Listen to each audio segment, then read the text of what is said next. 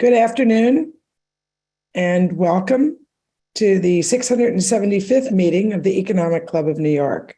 I'm Barbara Van Allen, President and CEO of the club.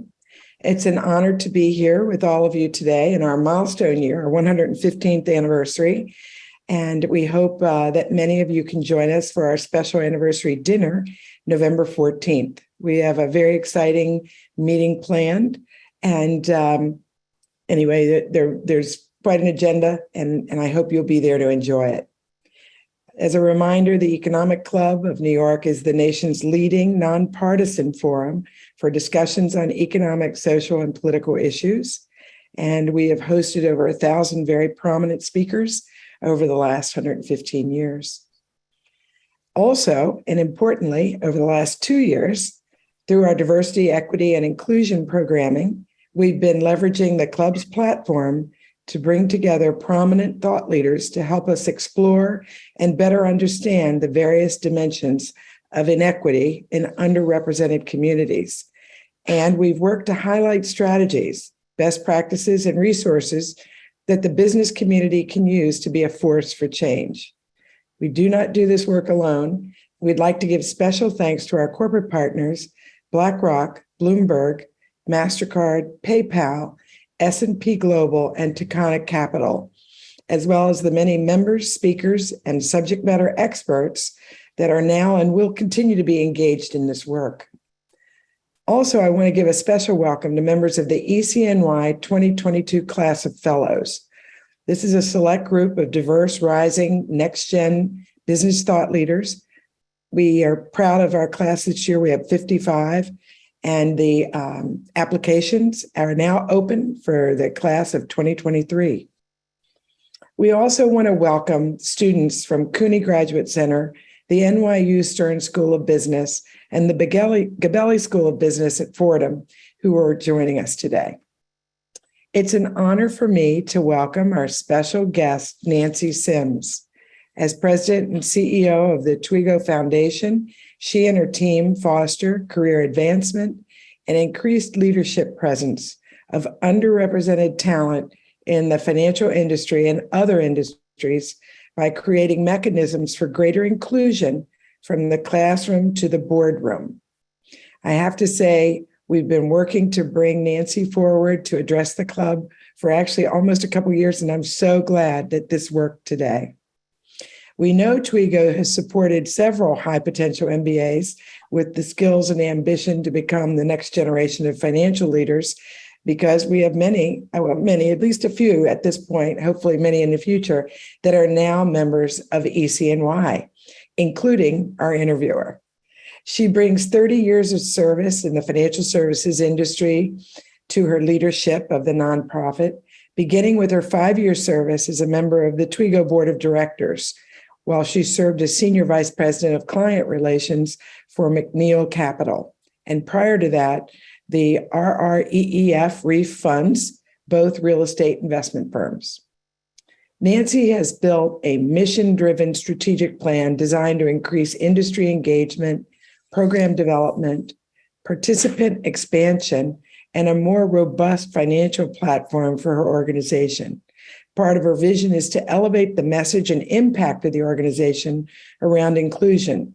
And she's broadened the brand of Tweego to a mix of industries, from finance, always her core, she was just telling me, to technology, to government. Under her leadership, the organization has branched into new areas, specifically addressing the ever-changing career interests and needs of those Tweego serves. The format today will be a conversation. We're honored to have club member and founder and CIO of Ocean Parks Investments, Dennis Jean-Jacques, doing the honors of moderating. In addition, we'll be using the chat box for this conversation. You can enter questions directly in the chat box for their consideration, time permitting. As a reminder, this conversation is on the record. We do have media on the line. Dennis, if you're ready, happy to pass the mic over to you. Great. Thank you so much, Barbara. I really appreciate it. And first of all, I just would like to say it is an honor to discuss these important issues, surrounding inclusion with you, Nancy. So Thank you so much for meeting with us. Well, I would respond by saying that it's an honor to have this conversation with you as a testament to the leadership of Tweego fellows over the years, and certainly to Barbara for the partnership to bring Tweego's voice to today's session. Yes, and in full disclosure, I am a Tweego Fellow from the Harvard Business School over 25 years ago, so I consider myself a very proud alum. So let's just jump right into to the discussion. So briefly, Nancy, take us from to the beginning. Why was Twiggle started? What was the rationale for doing so? Well, I think the Tweego Foundation is the brilliance of a vision that the late Bob Tweego and Sue Tweego had to really change the face of finance.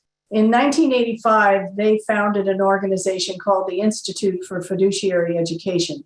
It was a series of investment seminars around the world, bringing mostly investors that represented public pension funds and money managers. And I think the discussion at that time was really how wonderful it would be in the future if some of the members that attended their seminars reflected the markets that they were visiting. And I think that was the genesis for how do we bring that talent in those early days, we're talking 1990, into the industry. And so they started with Columbia as our flagship school and 7 students providing mentoring, also career support, and their entree into their first job post-graduation.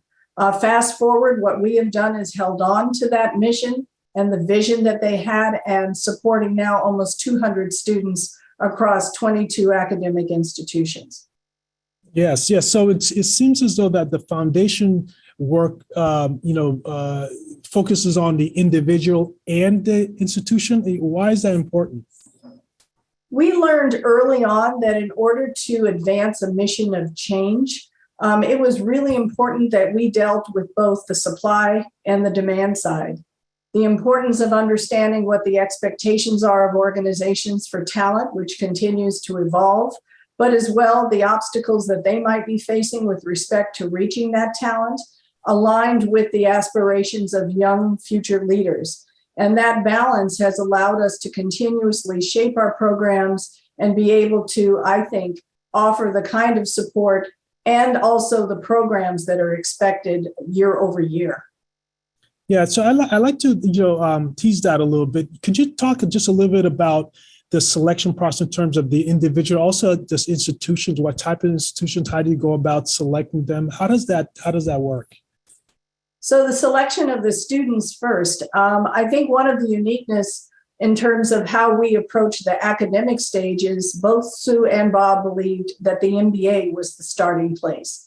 The rationale for that was that we wanted to be able to ensure that any bias or perception around a lack of academic achievement, business knowledge, or leadership potential would be dispelled if we started at a level where, in fact, individuals could come in and readily contribute to the work of an organization. I think that has proved true for us because as we've evolved to focus more on leadership, we're starting to see the realities of that logic and why, in fact, that was the best place to begin. I will say that often when firms look at the MBA, they will assume that there isn't a need for support. But what we have defined today is that the rationale for why we start there is really about the future of that candidate and where he or she is going in their future. And there's much more support required at the mid to senior levels than one might imagine. And so I think they were brilliant in thinking about that. With respect to our partners, we're working now with more than 200 firms across all asset classes. And so when we think about the world of finance, there certainly are those that have very robust infrastructures and the ability to target talent and go through recruiting and development processes. But there are also the smaller organizations that need support and see the work of Tweego as being an extension of their recruiting efforts or an extension of their leadership development. And so those are the types of, I think, responsibilities that we take on willingly in order to bridge that connection between the two. Yeah. You use the word evolve, and it seems like Tweego has evolved into new areas such as your work in thought leadership work, and that makes a lot of sense. And it seems to gives the organization a unique position to have a vantage point into the DE&I issues from diverse leaders that you've served, from MBA students to experienced talent. For the young MBA community, I remember Tweego introducing a thought leadership piece called Plugged In to look at the experience of MBA students on campus in the context of inclusion. I'd love for our audience to know a little bit more about that in this background and how that came about. This actually was a very interesting project because the genesis of it was really driven by the students. And it came right at the heels of the tragedy surrounding George Floyd. And the interest of students to have increased channels for voicing their concerns, their anxieties, and a feeling like those channels were not consistently available to them school by school. So they reached out to Tweego, and it was from those conversations that it led to other issues that were impacting student life, which was quite surprising to us, to be honest. We started to go forward with focus group conversations, followed by a very broad survey and approximately 400 respondents, again, nationally, to take a look at things around socioeconomic difference, the ability of students to participate in enrichment programs, things that they were precluded from because they did not have the funds or the investment to be able to take part in. The other thing that was very interesting was the perception that on campus, based on race alone, the entities themselves are very siloed, so that there is a richness to the Tweego program by trying to create a national cohort across campuses to really build the richness of multicultural dynamics, leadership support. If we're trying to cultivate future leaders with an inclusive mindset, then the work that we learned from this survey helps us to inform the types of counseling and support that we want to provide them when they're ready to go into business. And so we've determined that possibly there are dynamics at the academic level not too dissimilar to some of the concerns that are raised in the corporate environment that requires us to give more attention to this area than possibly we had done prior. So this will actually be a periodic survey for us to be able to stay at the pulse of what's going on with the student life. Yeah, no. So that's for the MBAs. For the more experienced professionals, Tweego, I remember a scholarly work that you contributed in the Harvard Business Review, which presented viewpoints for basically mid-career professionals. What were the 2 or 3 key points or takeaways from that work that you might recall? Well, we were really honored to receive the invitation from Professor Laura Morgan Roberts to contribute to this piece. And what we did was present our work, which was the result of interviews of more than 50 Black professionals, spanning both those who were within corporate settings as well as those who had become entrepreneurs. And what we wanted to do was to be able to understand whether or not there were continued challenges, concerns that they had, even though it might be perceived from the outside that they had arrived, that they had reached a certain level of leadership and therefore presumed that issues didn't exist. And in doing so, I think what was both enlightening but disheartening was that there is still an agenda on building a brand and brand credibility, even at the most senior levels. There's positions that have issues of isolation. You don't have peer networks that are identical, maybe by level and function, but not necessarily in terms of race. So finding safe places for dialogue and conversation can often be a lonely setting for someone who has achieved that level. As well, I think for those who have taken 10, 15, 20 years and stepped off of corporate America to begin as an emerging manager, as a business owner, the difficulty in achieving access to capital was also something that had either not been emphasized and or was presumed to be much easier based on track record and experience when they were in the corporate setting. And so the reality is finding the validation, finding the opportunities for leadership means it continues to be a work in progress. And for some leaders who were in settings where they might have been the only professional in a senior capacity that represented a diverse group, they were also hopeful that they would be champions for change, that within the organization, they could demonstrate the qualities of their work that might say, beyond me, there are others. But what they also found out that wasn't necessarily the case. They still remained in sort of the unicorn status, which was disheartening because they were hopeful that their leadership would also lead to more inclusion within organizations. So I think the reality for us is that there is continued support, resources, the importance of one thing that Tweego takes great pride in, which is our network among the alums, support mechanisms for dialogue and exchange, and a way to be able to help these leaders continue to be the role models that are so important for the next generation. I think that's essential. With Equity Matters, which was the second report that we did last year, we were impressed that the dominance of respondents were actually mid to senior professionals. Again, a population of those who have already made a commitment to the industry with a vision to continue their contributions, but also with great concerns about what they have experienced in the past and what they're not seeing for their future.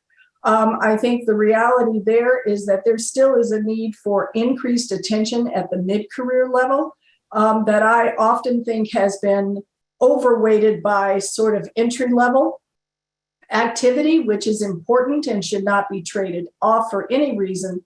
But for those who have made that commitment and want to ascend in their careers, there are mechanisms, dialogue, support, and tools that must be provided, not just by the employer organization, but within even groups like Toigo.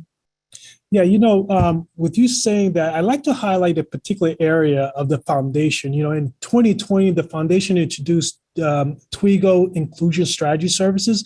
Mm-hmm. Can you share with our audience what led to this and what you've observed from your work in this area? So the intention behind inclusion strategies was actually an outgrowth of a strategic planning process that went on with the board of directors and staff in 2019. It was an opportunity to sort of validate that Tweego has been serving this industry tirelessly for 30 years, and an opportunity to take some of the richness of our lens into best practices, what has worked, strategies, attitudes, opportunities, and bring that into something that was more formalized by way of a service to organizations. Our original target was really to support mid to smaller organizations where we felt possibly the infrastructure wasn't there to really build the types of strategies for inclusion that there might be certainly in larger institutions, and to be able to be a partner or an extension of their work and to get them through some basics with practical recommendations. What we then found, though, was after, again, the events of the spring of 2020, there was an exponential sort of inflow of calls from firms of all sizes across industries, as well as individuals, just trying to find a safe place to have conversations, to be able to sort of think through the responsibilities that have been given to them to implement within their firms and the uncertainty about how to approach these things.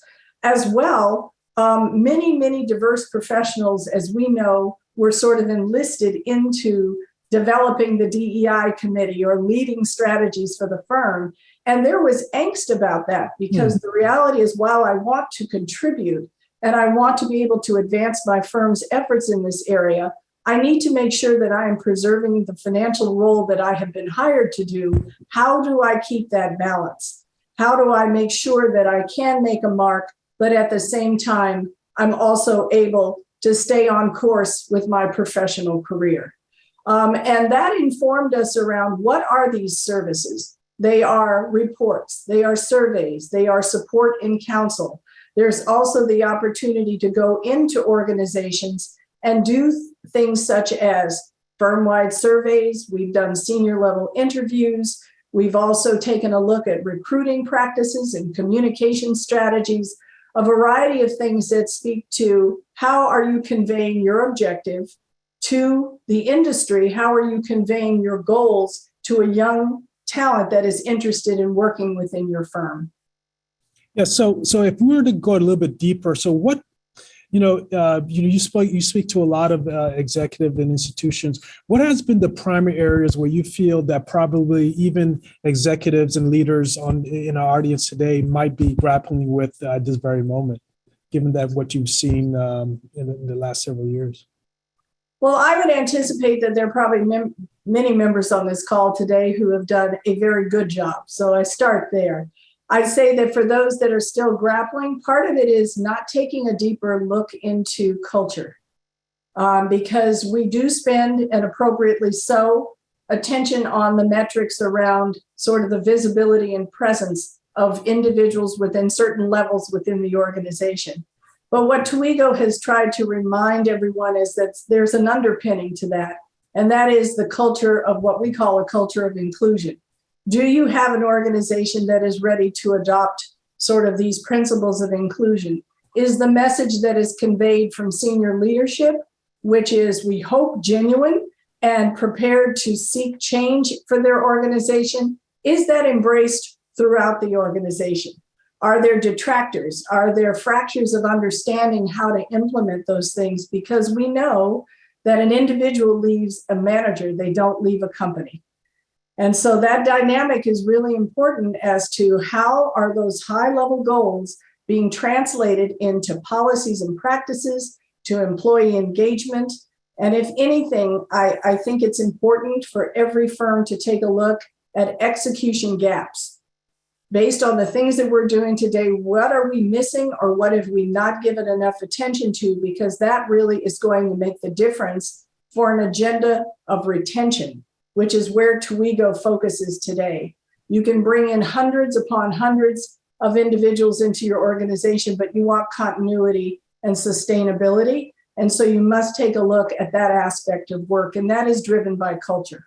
Yeah. And how does the foundation help companies navigate these important issues around culture and corporate change? Because I would imagine that could be a bit challenging. It can be challenging. We've had the benefit to have conversations with senior leadership, and that has been extremely informative for us because it allows us to understand what they may not understand about this, what they're concerned about, and also more aspirational, what they hope to achieve. And I think understanding all of those dimensions allow us, as we work with those who are actually executing on this, to think about practical solutions, small wins, ways to revamp, I think, areas of communication and transparency. I think the one area that has almost come across every firm that we've worked with is this issue around connection to the organization, visibility. Do I have access to the best deals that are going to allow me to demonstrate my performance? Do they even know I exist within a team because I've not been given an opportunity to bring forward my talents in a way that those that can see me and understand or advocate for me are there and present when I'm not in the room? Is there sponsorship for me to be able to have a partner that understands my motivations and my aspirations to carry me in the appropriate way forward in an organization? So I think, again, what we have done is taken a look at everything that goes on. Not every recommendation is easy to digest, because often what we find is senior leaders are operating on the basis that things are happening. But when you come back to them with new information and insights, I think the first step is, how do we correct this and correct it quickly?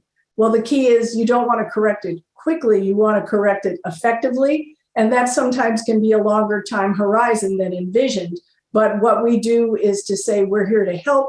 We're here to always remain as a counsel to whomever you've delegated this to, and see if, in fact, because Tweego's motivated by this, given our mission for change. So if we can help any organization move the needle on this area, then we're also achieving our own mission.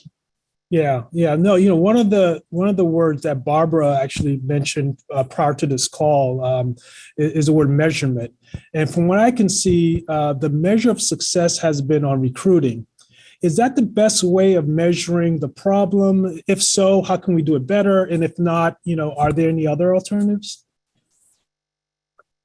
Well, I think principally the measure for recruiting really drives home diversity, sort of the visible presence of individuals within the composition of the firm. I think beyond recruiting, if you're thinking about inclusion, you're looking at measurements around performance benchmarking or performance management. Really, how are individuals within a variety of groups, not just diverse employees, measuring against the expectations of the firm? Career development, I think retention, all of those, Dennis, are more complex. The reality is there should be some way to devise a system that allows each unique organization to look at what their expectations are in those areas and find a way to track them. Being able to see what happens. A lot of intel can be obtained from exit interviews, from other things that go on in the process of the employment life that help to inform what the metric is in terms of how well we're doing or what it is that needs to evolve or change.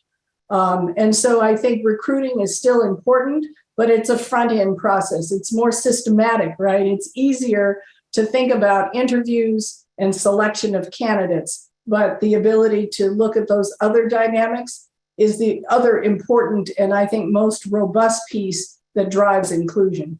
Yeah. No, speaking of measurement, I think the whole, talk about ESG, they're having issues of how best measured and things of that sort. And it seems that since 2020, the growth of ESG initiatives, critics would say, maybe some of them are feeling a little bit, DEI fatigue or other social issues. Do you think the S in ESG has taken a back seat in the last, several months or so?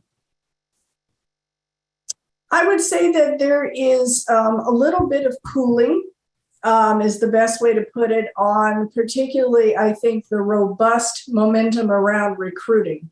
I've started to observe that what certainly we experienced a year ago is in a very different place, not non-existent, but you are seeing, and that could be indicative of either success in placement of jobs, so fewer opportunities, or it could just be that there is, to this point of fatigue, sort of a slowdown and a reprioritization of what can be accomplished and when.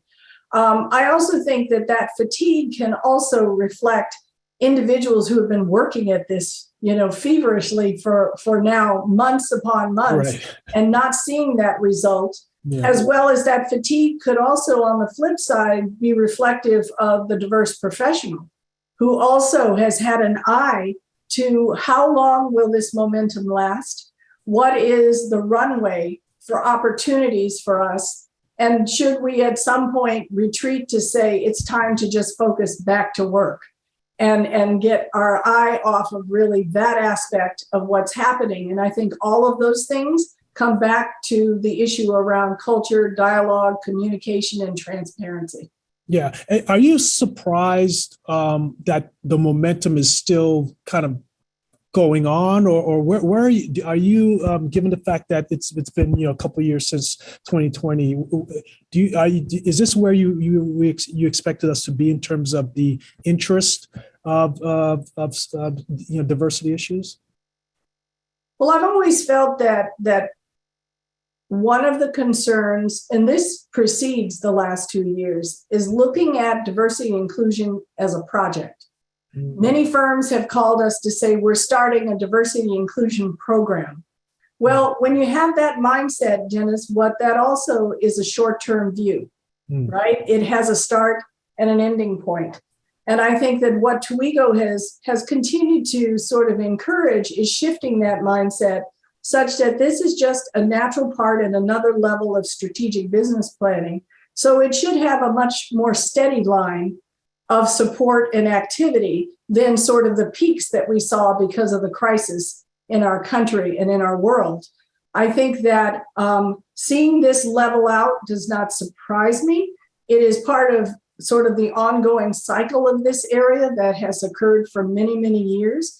What I am most I think cautious about is whether it will go away completely. Mm-hmm. Well, it will get to the point where it's not front and center in the news or in dialogue and conversation, and an appeal to the leadership of all organizations to ensure sustainability, because I think that is critically important, particularly as we're bringing in next generation. So we're talking about a group of young people that are measuring corporate America around value alignment, around DEI, around opportunities that they see for themselves. And if we don't keep some vibrancy of this conversation going that reaches that group, then we've got a new issue to address, which is not finding this talent because they're not interested. Yeah, so let's talk a little bit about that. If you think about the organization of the future, so are there anything right now that really concerns you that's weighing on what you think the organization of the future will look like? I think it sort of dovetails to the previous response. I think it's around a little bit of the fatigue you discussed. It's around apathy. It's around the business requirements. I think today, we encourage organizations to hire more for skill than actual job description and position fit, because young people today bring a variety of skills and potential that can be plugged into nimble organizations in a variety of ways. And they're seeking that. Now, some can affect that kind of mechanism for hiring, others cannot. But what you will see then is steering towards particular asset classes or sectors that are more receptive to that when we're trying to see this across the board and encouraging not only the more alternative sector and those that are emerging, but our traditional areas of finance and what opportunities might exist. I think we have to address the fact that the traditional areas of finance have not been as active in marketing to the MBA population, as an example, as let's say clearly tech or venture or others. And so the messaging is important to them as to how they can build a career and be successful, what the opportunities are, how they can contribute, because they want a sense of I'm contributing to a purpose and I want to know that my contributions are valued. And however that comes across in the recruiting activity, I think is important.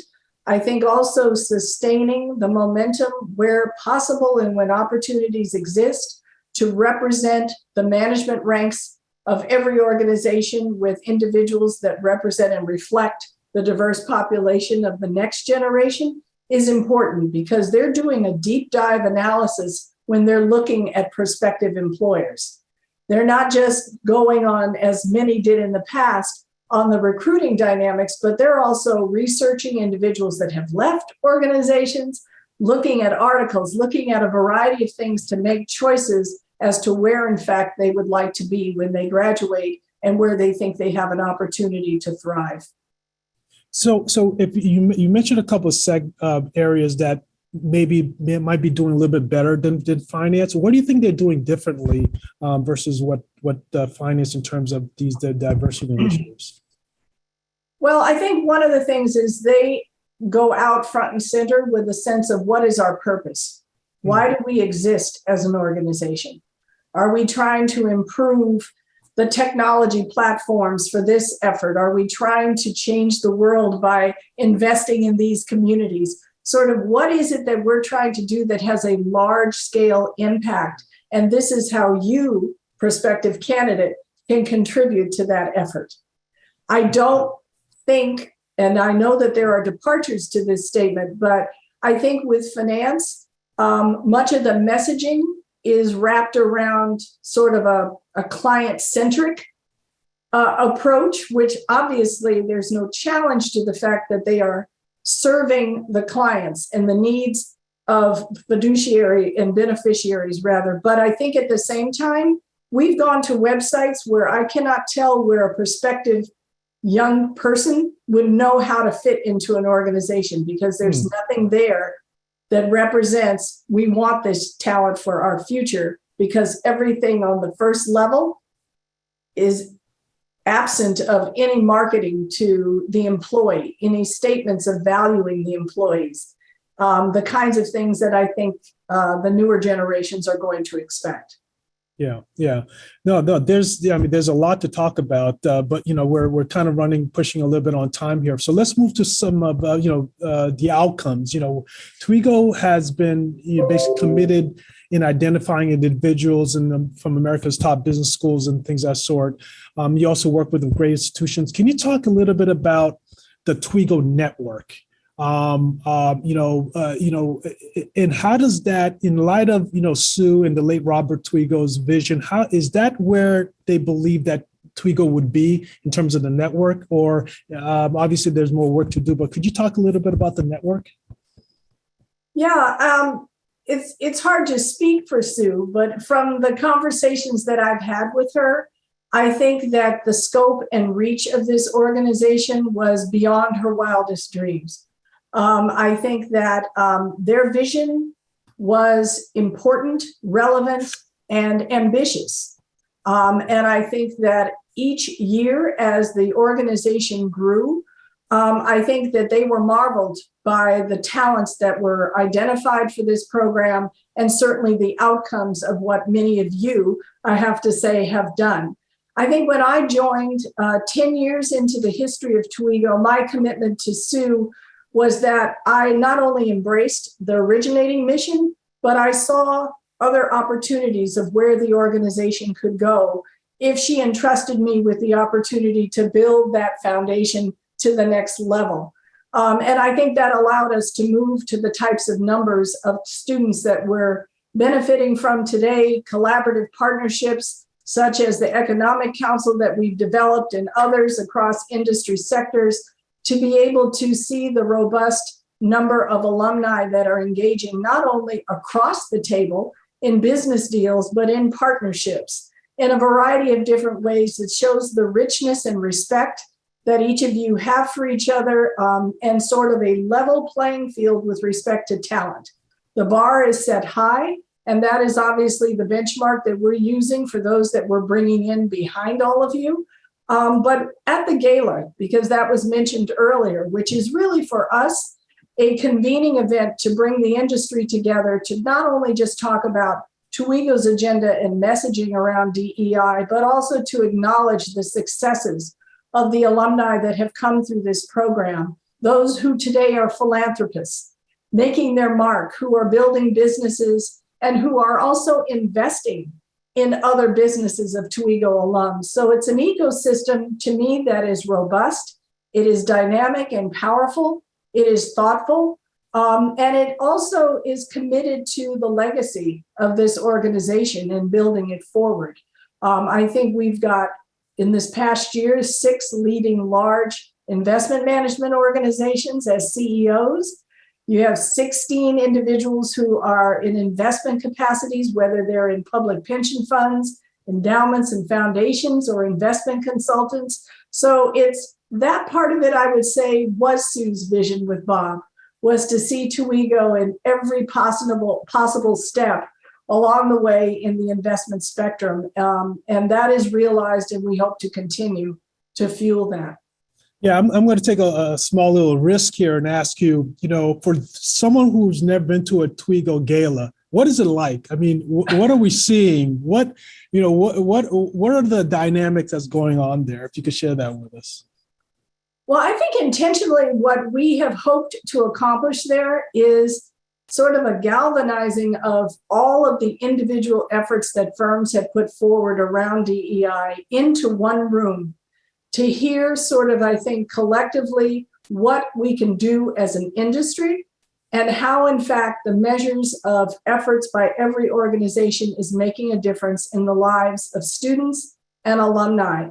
We don't try, while it is a principal sort of fundraiser for the organization, our motivation is bringing in everyone into that room and really showcasing, I think, how everyone can contribute to this effort year over year, how you can connect with folks in similar spaces, and be able to come away with key takeaways that are personal.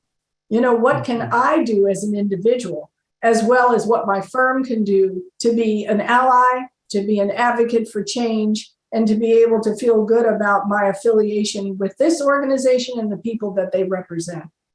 Yeah, no, that's fantastic. And look, I wish we had more time because we could go on for several hours, but I really appreciate you taking the time, and I'll handle it back to you, Barbara.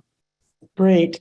Many thanks, Nancy and Dennis. This was just a terrific conversation, and I think everybody now has a much bigger sense of what Tweego does and the reach that Tweego has, and your important mission. So thank you for that.